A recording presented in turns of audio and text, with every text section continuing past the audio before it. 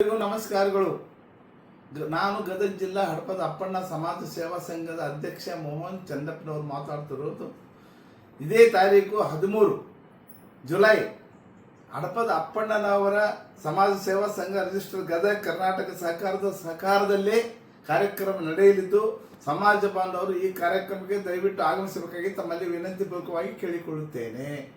ಈ ಕಾರ್ಯಕ್ರಮದಲ್ಲಿ ಗದಗ ಜಿಲ್ಲೆಯ ಉಸ್ತುವಾರಿ ಸಚಿವರಾದಂತಹ ಸನ್ಮಾನ್ಯ ಶ್ರೀ ಎಚ್.ಕೆ. ಪಾಟೀಲ್ ಸಾಹೇಬರ ನೇತೃತ್ವದಲ್ಲಿ ಹಾಗೂ ದಿವ್ಯ ಸಾನ್ನಿಧ್ಯವನ್ನು ವಹಿಸುವಂತ ತೋಂಡಿದಾರ ಶ್ರೀಗಳ ನೇತೃತ್ವದಲ್ಲಿ ಹಾಗೂ ಗಣ್ಯರಿಂದ ಹಾಗೂ ಈ ಕಾರ್ಯಕ್ರಮದಲ್ಲಿ ಮಹಿಳಾ ಟ್ರಸ್ಟ್ ಗದಗ ಜಿಲ್ಲಾ ಉದ್ಘಾಟನೆ ಸಮಾರಂಭ ಹಾಗೂ SSLC ಮಕ್ಕಳಿಗೂ PUC ಮಕ್ಕಳಿಗೂ ಸನ್ಮಾನ ಸಮಾರಂಭ, ಅದಲ್ಲದೆ ಗಣ್ಯರಿಂದ ಹಾಗೂ ಇನ್ನಿತರ ನಿವೃತ್ತಿ ನೌಕರರಿಗೆ ಸನ್ಮಾನ ಸಮಾರಂಭವನ್ನು ಏರ್ಪಡಿಸಲಾಗಿದೆ.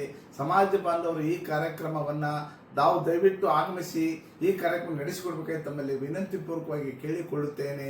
ಈ ಒಗ್ಗಟ್ಟನ್ನ ನಾವು ಇಡೀ ಕರ್ನಾಟಕ ನಮ್ಮ ಸಮಾಜ ಬಾಂಧವರಿಗೆ ಒಂದು ಒಳ್ಳೆಯ ಸೂಚನೆ, ಒಳ್ಳೆಯ ಅವಕಾಶ ತಾವೆಲ್ಲ ಭಾವಿಸಬೇಕು.